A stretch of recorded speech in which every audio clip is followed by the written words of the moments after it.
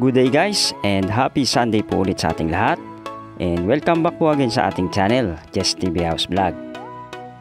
Isang modular container house o yung prefab house na tinatawag po.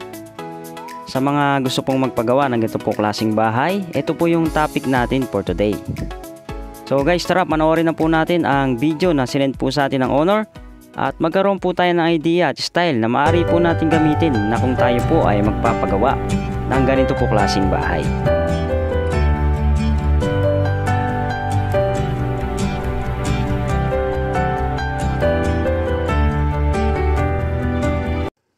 So guys, meet po muna natin yung owner ng house na i-feature natin for today.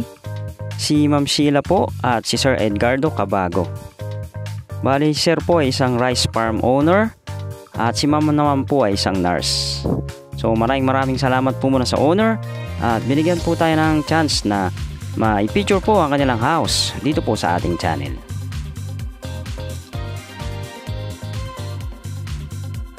Nag-start building nga po ng kanilang prefab house noong April 2022. Ito po ay matatagpuan sa Mabitak, Laguna. Ito po ay may sukat na 20 square meter. At ilan po sa mga materyales po na kasama is yung tabulars and angular bars po na durable, all bolts na movable, sealed and sound and leak proof po ito. Upgradable po siya at pwede pong i-customize. At ito daw po ay may bigat na 400 kilograms. At ang installation po na ito ay nasa 7 to 10 days. And ang total cost po ng ganitong bahay ay nasa 220,000 po. And included na daw po dito yung kanilang delivery. At yung ibang details po na kasama po ay yung isang door, toilet and bath, dalawang window na one-way mirror at screen, breaker, isang NEMA box or NEMA box tapping point, dalawang outlet, dalawang light plus one light in toilet, sliding door in toilet, AC casing and support. At isa po sa dinagdag po nila dito is yung pagpapagawa po nila ng kanilang septic tank. And about naman po sa building permit, according po sa owner, sila daw po yung hiningaan po ng bayad po sa building permit. Pero daw po yung nauna po na nagpatayo po ng ganito pong bahay na umabot daw po ng 100 plus na naitayo ay hindi po sila hiningian ng building permit. Bali sila po yung kauna-unahan na hiningian po. Yun po yung sabi ng may-ari po na kanilang pinagbilhan. Depende daw po to sa municipal engineer kung paano po nila i-charge yung kanilang building permit.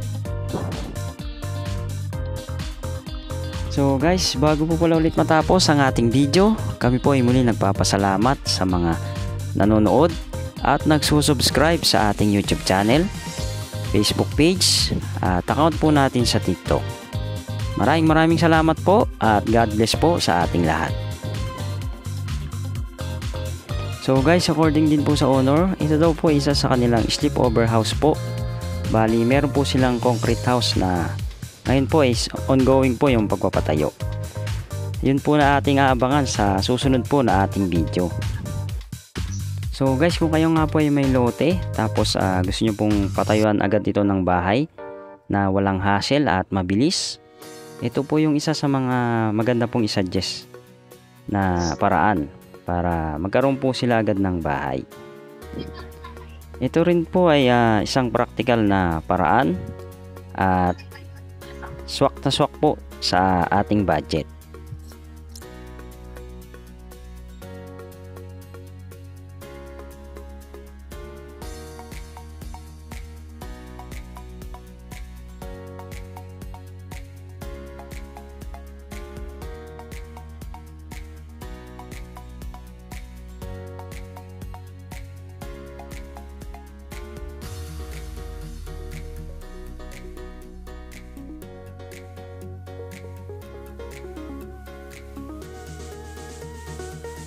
So guys, hanggang dito na lang muna ulit ang ating video.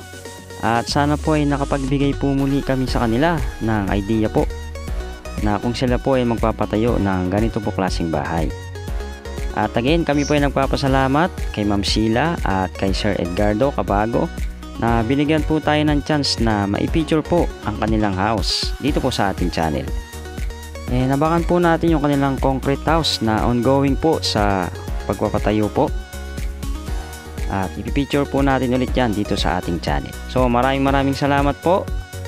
At God bless po ulit sa ating lahat. And see you po next video.